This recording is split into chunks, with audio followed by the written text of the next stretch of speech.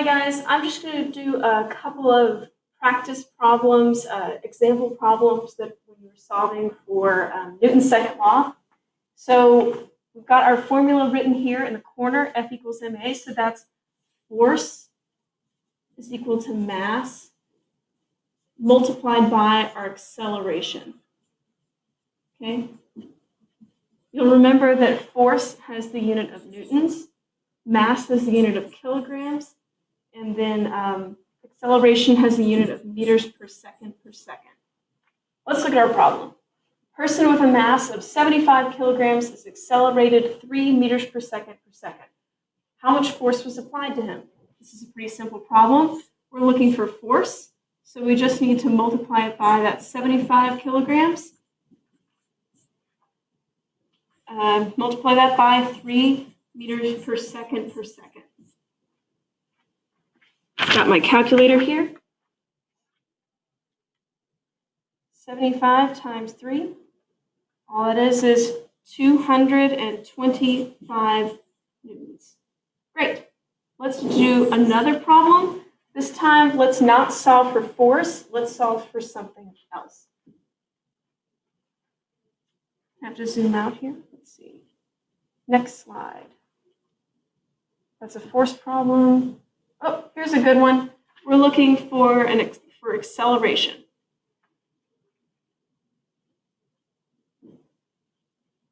Okay. A thug pushes some 100 kilogram punk with 300 newtons of force. How much is the punk accelerated? So this time we are looking for an acceleration. Our formula right now is solving for force. Let's make it solve for acceleration. So we want to get A by itself. So I'm going to divide away m on both sides. And that's going to leave me with acceleration is equal to force divided by mass. Now we can plug in our numbers. We're told that the force is 300 newtons, so we're going to plug in by 300 newtons. Okay? 300 newtons, divide away our mass, which is 100 kilograms. 300 divided by 100, what's that going to be? 3. It's acceleration, so our unit is meters per second per second. Let's do one more problem, this time solving for mass. So we need to zoom back out. How much was the decelerating? That's not what we want. We want mass of the ball. Okay?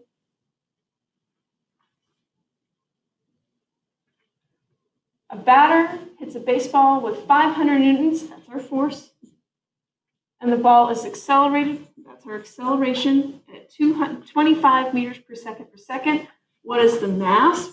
The mass of the ball. Again, our formula solves for force, so we want to make it solve for mass. That means we want to get mass by itself, so we're going to just divide away acceleration. So just divide away acceleration on both sides of the equation. So now I'm left with mass is equal to force divided by acceleration. We've got a force of 500 newtons. Got that from here. And we've got our acceleration of 25 meters per second per second. Got that from here. 500 divided by 25. That's going to be 20. And since it's a mass, our unit is kilograms. Let's just go ahead and write down all of the formulas we have for Newton's second law in one place. You should write this down in your notebook, someplace where you can reference it later. Okay. So we know that force is equal to mass times acceleration. We know that acceleration is equal to force divided by mass. And we know that mass is equal to force divided by acceleration. Okay?